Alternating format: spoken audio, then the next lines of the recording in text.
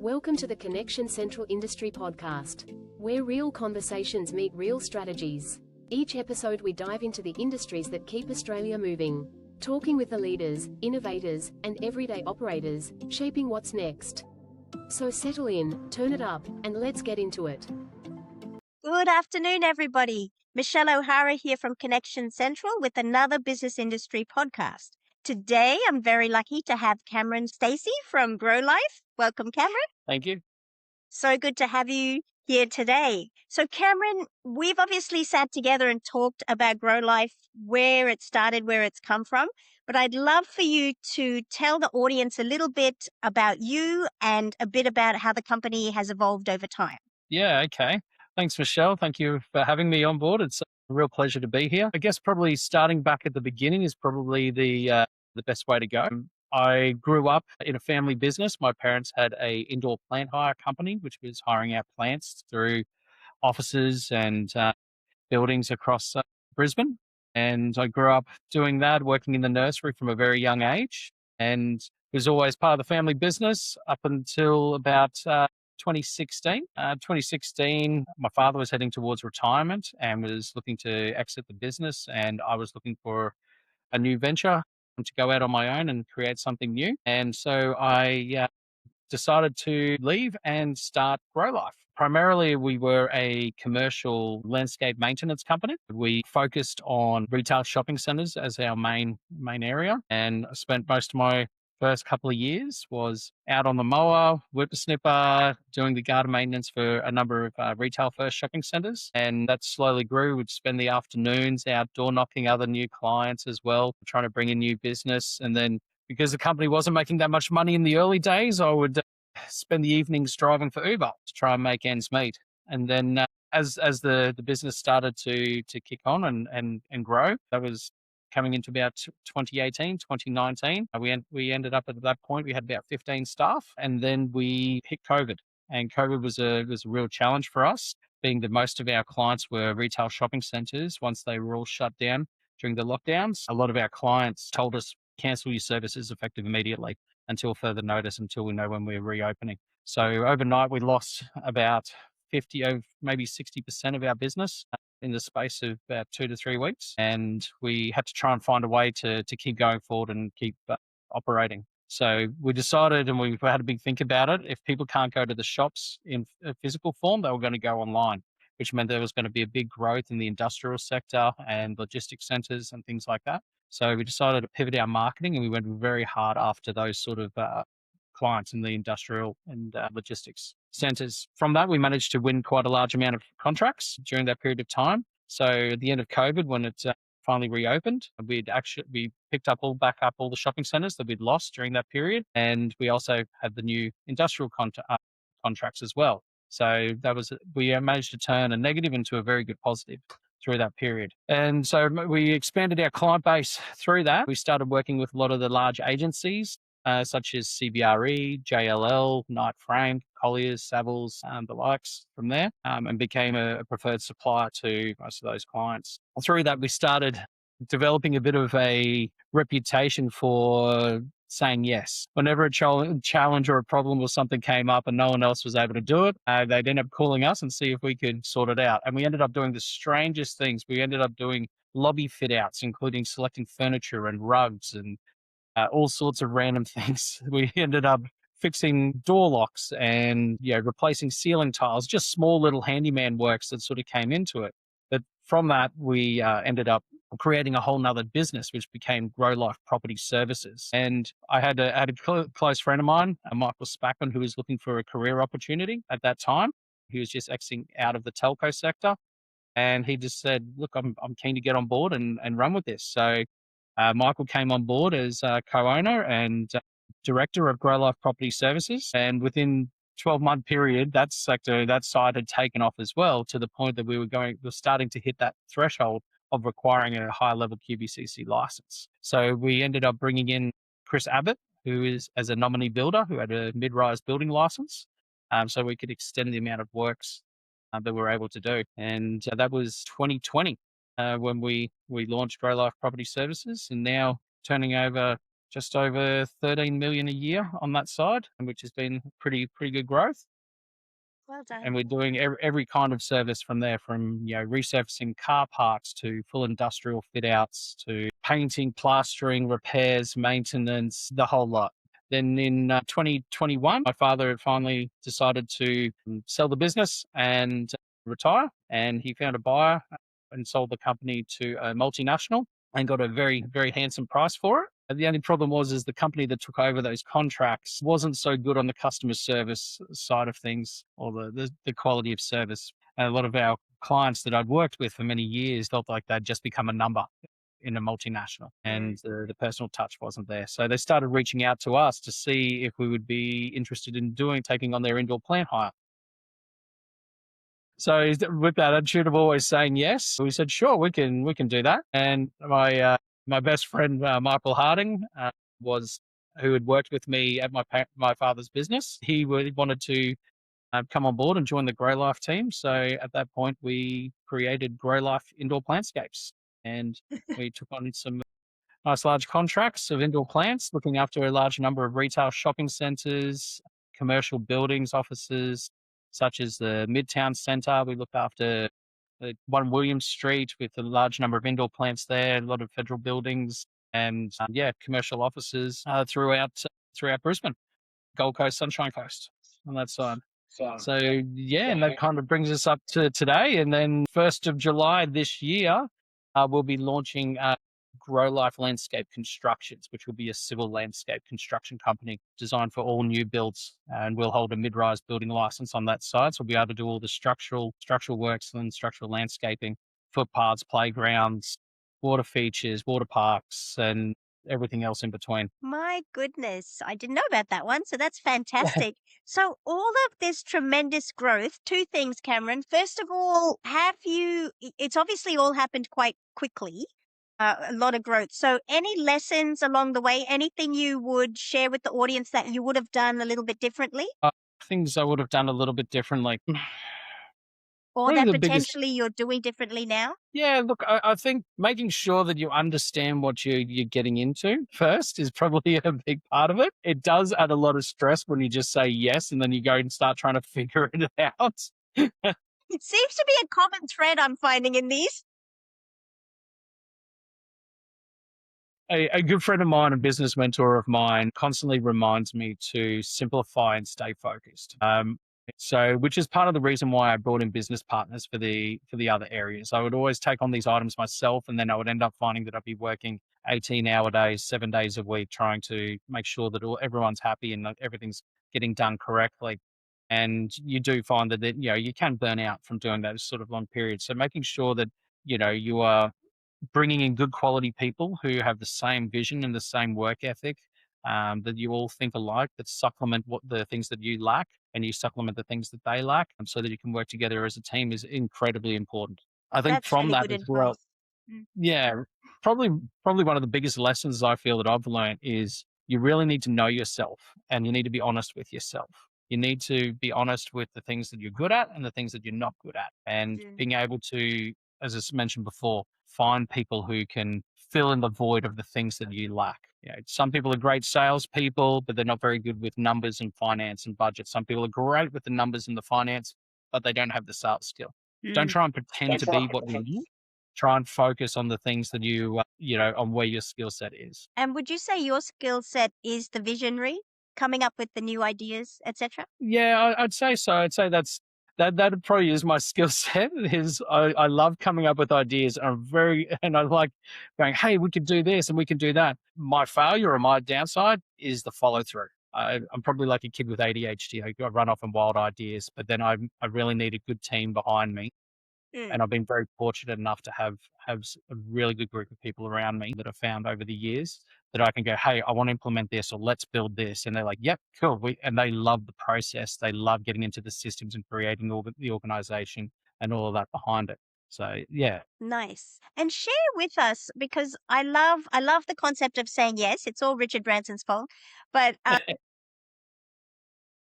I guess, where do you get your inspiration? You're going to give the audience a couple of examples of the sort of things that you've come up with, which I love. But, do you Are you a bit of a movie buff and you see something and you think, "Oh, we could do that? Do you consume information really, a lot of information fast? Do you, like, are you always open? Where does all that come from, do you think? That's a really good question. I don't know. I guess I've always just had this mindset that I've always loved technology. I'm always interested in the latest gadget or the latest thing that's coming out.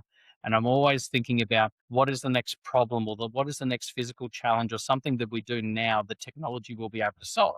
And then it's whether we look at it and go, okay, here's an idea. Has somebody already thought about this and created it? And I just need to source it and implement it into our business? Or is it something where there's an opportunity to be able to create it ourselves? I'll give you a couple of examples. First example was maintaining some sports fields for a local soccer club.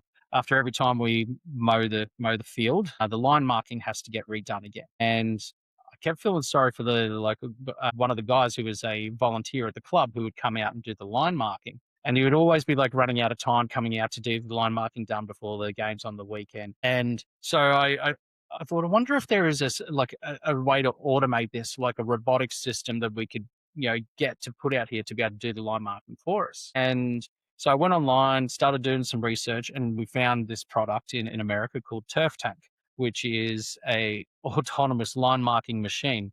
So once you measure out your field, you map it out, it uses GPS, and you can select from preset hockey field, soccer field, football field, whichever type of field that you need. And then you just hit start and it just goes off and does all the line marking for you. So it removes the entire labor component out of it. So that was kind of one of the ideas that we worked with. Another idea was when we were doing a indoor plant installation for 16 floors of office space in the city, and they wanted white rocks to go around the top of the plants. So we worked out for the amount of plants, the amount of rocks we're going to bring in, we're going to bring in about 8 cubic meters or 8 ton of white rocks. And all of that was going to have to go in one weekend by hand. And so by the end of the weekend, everyone's got sore backs with lifting up these buckets of rocks and tipping them onto the tambour units, and it was leaving white dust everywhere. Everyone was covered in white dust, and it was a real tough job. And I thought, I wonder if there is a lighter option to rocks. Is there something else that we can use? But they don't want to use mulch; they wanted to use a rock. So I thought, I wonder if you could make fake rocks. So we decided to come up with the idea to create decorative pebbles made out of 100% recycled plastic. So we linked with a local business here in Queensland that was able to source the recycled plastic locally in Queensland, manufacture them, and turn them into decorative pebbles that we now use for all of our indoor plants. So we call that our Grolife Eco Pebbles, which is a product. So we start another little side business, Grolife Eco Products, where we're starting to launch out a range of environmentally friendly products and things like that. And the beauty of those pebbles is they're a third of the weight of the regular rocks. They don't create any of the dust. They're completely, you can wash them down, clean them. They don't discolor. They don't stain. They don't fade. They're got like a 50-year lifespan on them. So they're incredible product to use. So I think it's just basically that, just trying to think, is there a better way? What can we do tomorrow that's better than today? And just honestly, always just looking and having an open mind. My goodness. So it seems so simple, doesn't it? But it's very ingrained. It's part of your ethos, isn't it? The whole, It is. how do we make tomorrow better Yeah. than today? And that was where the name Grolife came from. So why we called the company Grolife was the idea is that we listen and we learn and we grow and we keep growing for life. We never rest on our laurels. We're always looking to improve and be better and to keep looking. Yeah. Oh, I love that. I love that. And where does, I guess, that the sustainability piece in the future sit for you? The sustainability piece. Mm. For us, especially focusing on like the landscape management side, which is the area where I have the most impact in the group. Sustainability wise for us, it's a large part is about reducing emissions. So, and reducing also the physical impact on our workers to be able to make things a lot easier for them out in the fields. Queensland's a very harsh environment to be doing landscape maintenance, and we find that you get a lot of staff burnout. So we need to try and find ways to make the job easier for the guys. So in 2021, I started a process of every year flying over to Kentucky to go to Trade Expo, the world's largest landscape maintenance and construction expo over there called Equip, and looking and trying to source products that could help us in those areas and help us try and be the forefront, the leaders of technology in the industry. And through that, I met a really nice name, Don Gao, who owns a company called Crest Commercial. And what they do is they make battery powered hand tools and equipment. And there's lots of companies out there that do it. I'm sure still, Milwaukee, all these other companies are able to do it. But the one thing that I liked about Crest and what they did differently was they created a system where you would have what they call a cyber tank, which is basically a large battery, which you put onto your service vehicle.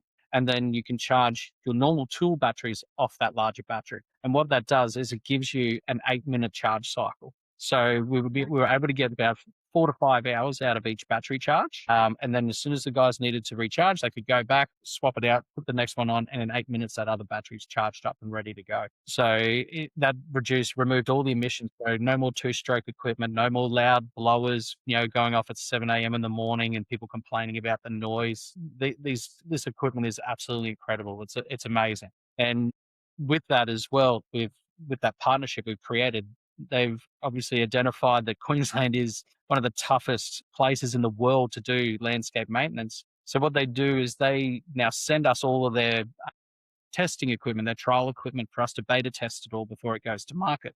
They want our guys to thrash it, beat it to death, see how they can break it.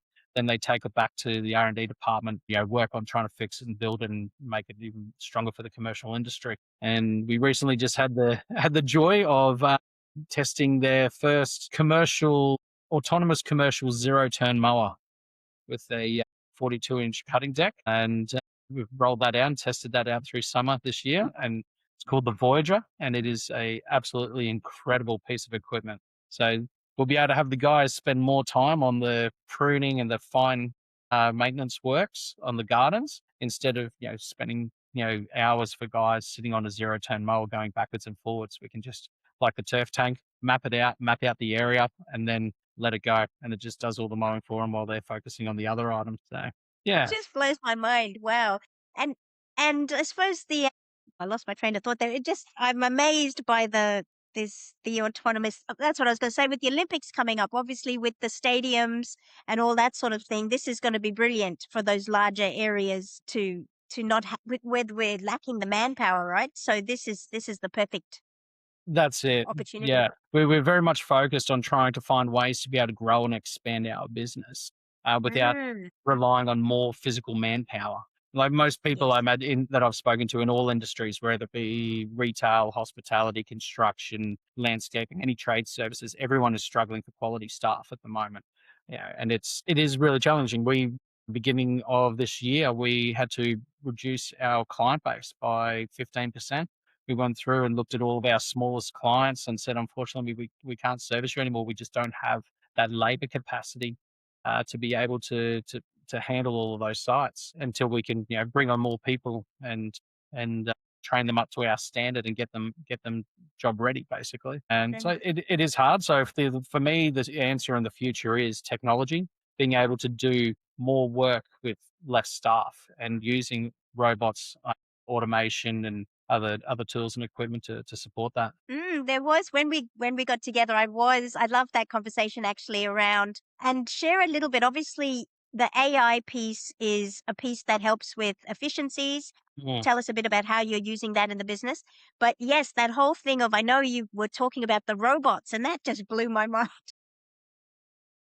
It makes a lot of sense though, crazy. as we are so short staffed, for the future. So how involved, I guess, are you at this stage in that respect, even more so, like as in human robots? Yeah, look, that was a very interesting conversation. I was at that conference in Kentucky, and we were in the Q&A, and one of the guys in the audience asked one of the panel members, who was a hedge fund manager who's specializing in emerging technologies, and asked him, what do you see as the biggest impact to our industry over the next 5 to 10 years? And he said the biggest impact to not just your industry but any service-based industry is that by the end of this decade, you will no longer be employing people, you'll be deploying robots. And the moment he said it, the whole crowd just started laughing. Everyone thought it was a hilarious joke. He goes, no, I'm deadly serious. Yeah. So the technology is already there. The robots are already there. The mechanics, the systems, it is all just now software. It's now just programming and being able to train a robot on exactly what to do. He said, so the difference is that he asked one of the guys in the audience, and he said, how long does it take you to train a staff member to get them to a point where they're able to go out on their own? And he said, oh, probably about 6 months. You have to have them supervised and get them ready to go out on their own. He goes, okay, and what happens after 6 months? He goes, oh, normally by that time they quit and go find another job and we start all over again. He goes, that's right. He said, and that was just one person you were training. He said, now with a robot, you only need to train one robot once. He said, there's people in these massive warehouses in China and all around the world who are teaching a robot how much pressure it takes to lift up a glass of water without smashing the glass, how to put it down, how to tip it, how to turn it. And once that robot knows all of those measures on how much pressure and how much weight and things like that to use, that is then shared across the entire platform of every robot that's in that system. So rather than training every single robot, you're only training one once. Yeah. And so the technology is just exponential. It is going so fast that, yeah, by the end of this decade, they're confident that you will have robotic plumbers and carpenters and Makes sense. landscapers and all types of trades. And it's going to be a big change for our world, but it's certainly going to help assist with the companies that are dealing with staff shortages. Mm. I know we'll be looking at trying to bring that on board as well. You're already doing it. I mean, with all the autonomous equipment, technology, etc. So you're sort Yeah, of on the yeah, way. It's a bit frightening, yeah. but also very exciting when you think about it. Yes. Yeah, we've seen how much AI has taken off. It was only a couple of years ago that ChatGPT only first launched, and people were still playing around with it and just asking it silly questions. And now people are coding and creating programs with Claude. And I'm just rebuilt our website with Claude, and it took me about 4 hours to rebuild an entire website, and it's incredible. So yeah, well, just before we joined this meeting, I was on here just finishing off the Grolife Indoor Plantscapes website. I'm just about to launch that one as well and update that. And things that used to pay $10,000 for a website and it'd take you 4 or 5 weeks, 6 weeks, or whatever to get it back. Now Mm. do it by yourself, sitting in the office, and that technology it's not slowing down. It's just getting faster and faster. Yeah, I think the biggest thing I learned walking away from our meeting, our catch up, was really that all industries need to just really be looking at everything they're doing and every interaction with the customer too, and just look at how they can potentially, use technology or AI, whatever, to Mm, actually do it better, faster, more efficiently, better cost, etc. I think that was the biggest thing yeah, that I took away, that you're doing constantly with all the businesses. yeah. You just have to keep asking yourself, what can we do better? Or just try and use your imagination. I wonder if we could do this. I wonder if there was a tool that was able to do this. If you keep thinking, oh no, I've done it this way for 20 years, so this is how I'm always going to keep doing it, and this is the only way I can get done. Then other people who are thinking the other way are going to overtake you, and you're going to end up falling behind.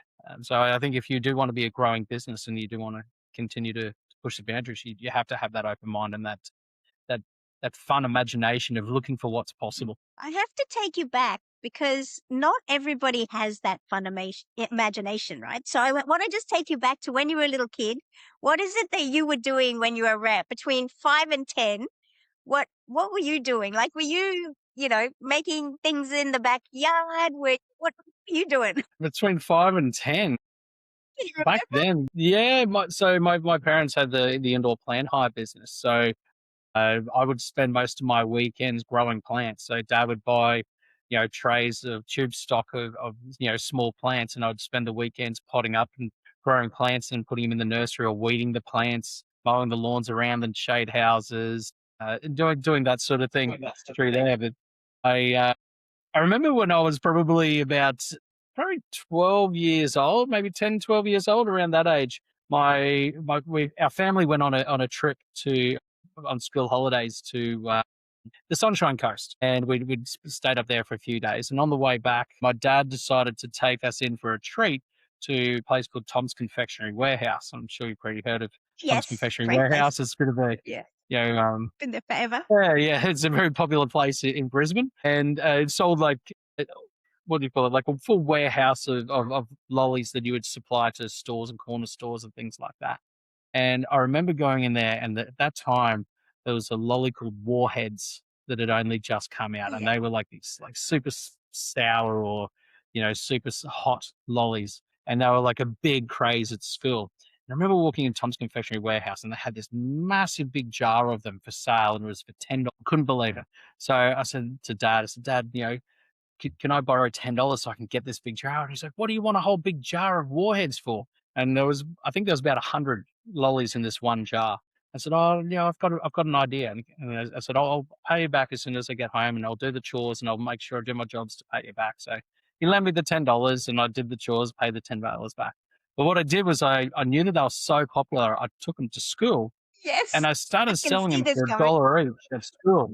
And so I ended up turning my $10 into $100 from this one jar of lollies. And then I went back, and my dad, because he had the indoor plant hire business, was constantly out on the road watering plants and driving around the city. So I said, Dad, look, do any of your service runs go past where Tom's is? He goes, yeah, I do. Everyone goes, do you reckon you could stop in and buy me another one? I'll give you $10. And Dad goes, yeah, no worries. I'll do that for you. But I'm going to charge you $2.50 delivery fee.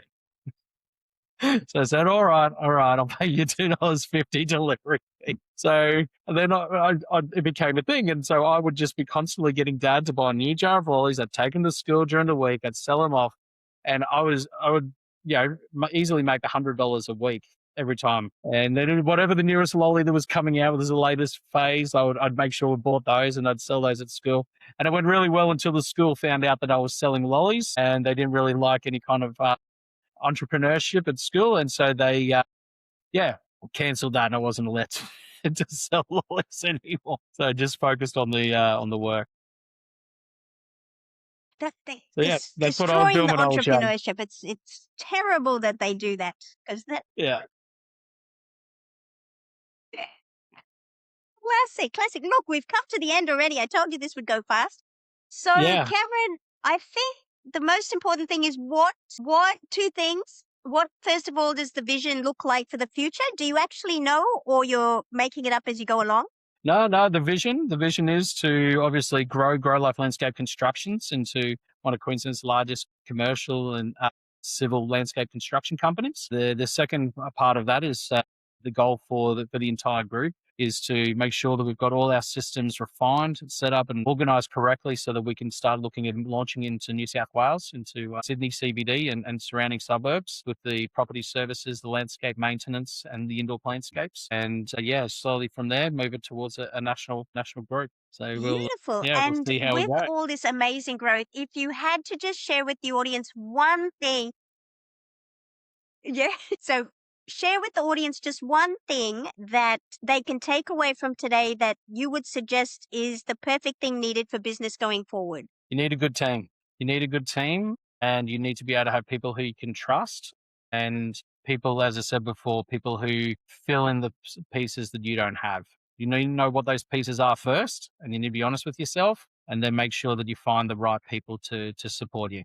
That'd be it. Brilliant.